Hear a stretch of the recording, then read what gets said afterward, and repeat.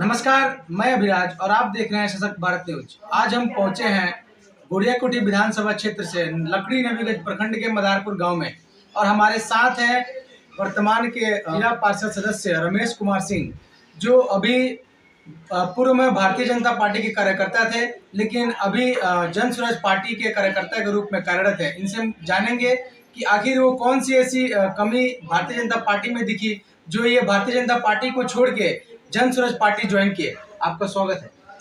बहुत बहुत धन्यवाद आपको भी कि आप आए यहाँ, और आपके न्यूज चैनल को जो भी देख रहे हैं सबको हाथ जोड़ के प्रणाम है। आपका सवाल ये है कि मैं पहले भारतीय जनता पार्टी में था, तो था पहले, लेकिन झूठ ज़्यादा दिन नहीं चलता है।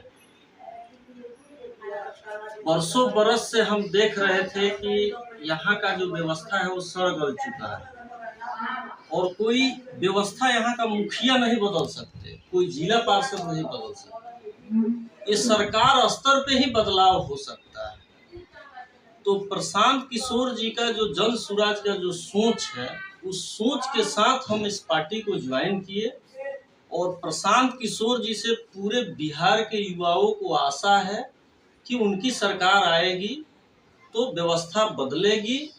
हम जो सोचते हैं कि हमें शिक्षा यहीं मिले, चिकित्सा यहीं मिले, नौकरी यहीं मिले, रोजगार यहीं मिले, वो जमीनी स्तर पर देखने को मिलेगी। इसलिए हम भारतीय जनता पार्टी छोड़कर और जन स्वराज का दामन थामे। जैसे कि आप बदलाव को लेकर जन स्वराज के साथ है, तो हमारी जो वर्तमान की सरकार है, एनडीए की सरकार, वो ऐसे दावे करती है जी कि जो पूर्व में सरकार थी, राजद की सरकार थी, उसके एवज में जो अभी वर्तमान सरकार है एनडीए की, वो बहुत सारे विकास कार्य किए हुए हैं, चाहे वो शिक्षा के क्षेत्र में हो या स्वास्थ्य के क्षेत्र में हो। तो आपको क्या लगता है, अभी वर्तमान में बहुत सारे रोजगार भी दिए हुए हैं सरकार ने, तो इस सब चीज को लेकर प्रशांत किशोर क्या सरकार को कमजोर कर पाएंगे? देखिए, 2005 से जो पहले की व्यवस्था थी, उसी से लोग उब कर 2005 से और 25 तक माननीय मुख्यमंत्री जी श्री नीतीश कुमार जी को लोगों ने मौका दिया। तो आप कब तक 90 का दौर बता कर और लोगों से वोट लेते रहेंगे और राज करते रहेंगे और व्यवस्था गर्त में जाता रहेगा। तो एक अभी पिछले ही दिन मैं सुन रहा था माननीय स्वास्थ्य मंत्री जी का बयान, हाँ, मंगल पांडे जी का, सिवान में आए थे, तो वो 90 का दौर और जो पूर्व सांसद रहे हैं, खैर आज तो नहीं है, मोहम्मद साहबुद्दीन जी का वो नाम ले रहे थे। मैं ये बोल रहा हूँ कि जो व्यक्ति इस दुनिया में नहीं है, वो सांसद थे, क्या किए नहीं किए, वो उस वक्त लोगों ने उनको जिताया था। सिवान का उस टाइम क्या माहौल था, नहीं था। आप वो डर दिखा कर कब तक यहाँ के लोगों से वोट लेते रहेंगे और झूठ मूठ का व्यवस्था के नाम पे ढकोसला बनाते रहेंगे। आप स्वास्थ्य मंत्री हैं, आप यहाँ चले जाइए लकड़ी नवीगंज का, मैं यहाँ का जिला पार्षद हूँ। कागज में आप सिविल सर्जन सिवान से पूछिएगा तो कागज में वो बताएंगे कि 60 डॉक्टर तैनात हैं, लेकिन एक प्रभारी के भरोसे चल रहा है व्यवस्था यहाँ का। आप पुलिस स्टेशन में चले जाइए, नया नया नियम तो ये सरकार लगा दी कि दारूबंदी हो जाए, ये हो जाए, वो हो जाए। पुलिस को दारू ही खोजने में दिन भर सरकार लगा दी, लेकिन नया नियम आप लगाते हैं तो उस हिसाब से आपके पास मेन पावर है कि नहीं। डबल स्टार वाले कितने होने चाहिए थाने में, सिपाही जो है वो कितने होने चाहिए, ये सब बातों पर सरकार ध्यान नहीं दी, इसलिए आज दारूबंदी फेल है। तो इस सड़ गल चुकी व्यवस्था को सिर्फ अब अंतिम आशा है तो प्रशांत किशोर जी से है और उनकी पार्टी से ही। जैसे कि आपने बताया कि मंगल पांडे जी ने बयान दिया हुआ था, जिसमें उन्होंने पूर्व सांसद साहबुद्दीन का जिक्र किया था और उनके आतंक काल का जिक्र किया था। तो अगर देखा जाए तो वर्तमान में भी घटनाएं प्रतिदिन हो रही है, तो ये क्या लगता है आपको, जैसे कि अभी वर्तमान सरकार कहती थी कि जंगल राज था वो, और जंगल राज का भय दिखा दिखा कर सत्ता में आ रही है। तो क्या लगता है, ये उससे बड़ा जंगल राज है या फिर इसे अमंगल राज कह सकते हैं? उससे भी खतरनाक राज अभी चल रहा है। दिन दहाड़े हत्याएं हो रही हैं। सिवान जिला के साथ साथ पटना राजधानी है ना, आप किसी दिन का अखबार उठाकर देखें, हत्याओं से ही अखबार का खबर भरा हुआ है। तो अपनी नाकामी छुपाने के लिए लोग 90 का दौर याद करते हैं। अरे भाई, हमको क्या करना है, आप सरकार में है, आप व्यवस्था अच्छी दीजिए ना, बात खत्म हो जाती है। लेकिन आज व्यवस्था के नाम पर सिर्फ ढकोसला है, सब कुछ फेल है सिस्टम।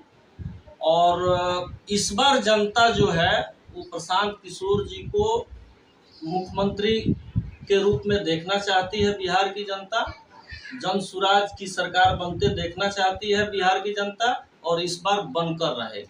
हम अगर बात करेंगे गुरेकुटी विधानसभा क्षेत्र की, तो हम बीते दिन पहले लकड़ी नबीगंज प्रखंड में गए थे। वहाँ पे लोगों के अंदर वर्तमान विधायक को लेकर बहुत आक्रोश है। वहाँ के लोगों का कहना है कि जो वर्तमान विधायक है वो खास समुदाय के लोगों का कार्य करते हैं, और साथ ही साथ यहाँ सड़कों की बहुत समस्या है। अगर देखा जाए तो आपके विधानसभा क्षेत्र के अंदर टूटी फूटी सड़कें काफ़ी है। इन चीज़ों को लेकर अगर कोई आवाज़ उठाता है तो उसकी आवाज़ दबाने का कार्य करते हैं वर्तमान विधायक। ये क्या, कहाँ तक ये बात सत्य है? देखिए, मैं उन पर तो कोई व्यक्तिगत टिप्पणी नहीं करूंगा, लेकिन शिकायत तो जनता का है कि मैं भी क्षेत्र में रहता हूं, लोगों से मिलता हूं। जो लोग बोलते हैं बहुत हद तक सही भी बात रहती है। वो शिकायत मुझे भी है, लेकिन मैं ऑन कैमरा नहीं बोलूँगा। सिस्टम से है, क्योंकि वो सिस्टम के बड़े जनप्रतिनिधि हैं। वो एक बार सदन में किसी बात को रखते हैं तो उनकी आवाज़ को पूरा बिहार सुनेगा। और कई ऐसी कमियां हैं इस विधानसभा में जिसको वो चाहते तो रोक सकते थे।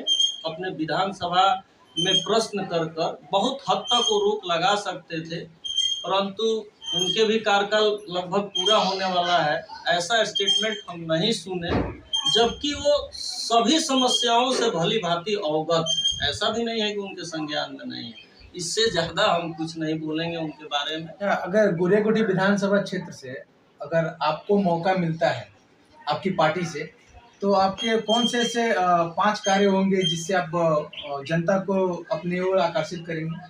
देखिए, सबसे पहले तो मैं जन सुराज का एक सिपाही हूँ। प्रशांत किशोर जी का जो भी आदेश मिलेगा उसको पूरा निष्ठा से हम पालन करेंगे। जरूरी नहीं है कि हम ही को वो टिकट दें, जो भी टिकट लेकर आएंगे उनके साथ तन मन धन से हम मेहनत करेंगे और जिताने का प्रयास करेंगे। मुझे अगर जन सुराज और श्री प्रशांत किशोर जी मौका देते हैं तो फिर आपको बुला करके हम अवगत कराएंगे कि गुरियाकोठी में क्या होना चाहिए, क्या अब तक हुआ है और आगे क्या हम लोगों को करना चाहिए। बिल्कुल हम आपको आमंत्रित करेंगे टिकट मिलने के बाद। जैसे अभी एक हाल ही में मामला गरमाया है हमारे प्रदेश में, जो आपके पार्टी के मुखिया है प्रशांत किशोर जी, भारतीय जनता पार्टी के कुछ नेताओं के पीछे हाथ धोकर पड़ गए हैं। जैसे अगर देखा जाए तो बात करें हम मंगल पांडे जी की, बात करें हम भाजपा के अध्यक्ष प्रदेश अध्यक्ष दिलीप जायसवाल जी की, और भी तमाम बड़े नेता हैं, उनके काले कारनामों को वो काफ़ी जोरों शोरों से उजागर कर रहे हैं। तो इसी चीज़ को लेके कहीं ना कहीं ये भी सवाल जहन में आ रहा है लोगों के कि जो प्रशांत किशोर हैं वो अपनी पार्टी के प्रचार प्रसार में जो खर्चा कर रहे हैं, जो इतने सारे फंडिंग, कहाँ से फंडिंग आ रहा है, इस पे आप कुछ बता सकते हैं?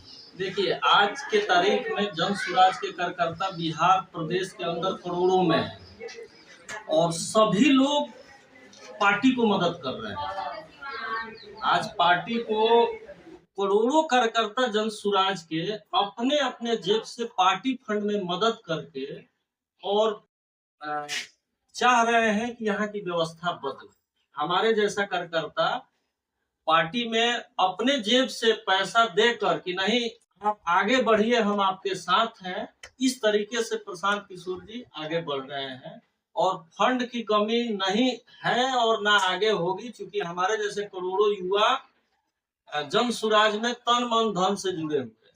जैसे हमारे बिहार का जो चुनाव होता है, अगर अक्सर बात करें तो जातिवाद के ऊपर डिपेंड करता है। जैसे कि अंत में आके जातिवाद का रूप ले लेता है बिहार का चुनाव। हर जाति वर्ग के लोग अपने अपने जाति समुदाय के साथ सट जाते हैं। तो आपको क्या लगता है, आपकी पार्टी नहीं है बिहार में अभी, तो क्या बिहार के युवा या फिर बिहार के जनता आपकी पार्टी पे भरोसा करेगी? देखिए, एक हम सोचते थे पहले कि कोई ऐसा नेता आता जिनमें पूरी जातिवाद से जो बंधे हुए लोग हैं टूट जाते। मैं आज से 10 साल पहले सोचता था, 15 साल पहले, वो आज देखने को मिल रहा है। हर वर्ग के लोग जन सुराज से जुड़े हुए हैं और कास्ट फैक्टर बिल्कुल टूट गया है। थोड़ा सा अगर है भी तो अभी चुनाव में 3 महीना बाकी है, सब धीरे धीरे टूट जाएगा और सभी लोग प्रशांत किशोर जी का सहयोग करेंगे, हर वर्ग के। चलिए, बहुत बहुत धन्यवाद। हमारे साथ थे अभी गोरियाकुटी विधानसभा क्षेत्र के लकड़ी नबीगंज प्रखंड के जिला पार्षद सदस्य श्री रमेश कुमार सिंह जी।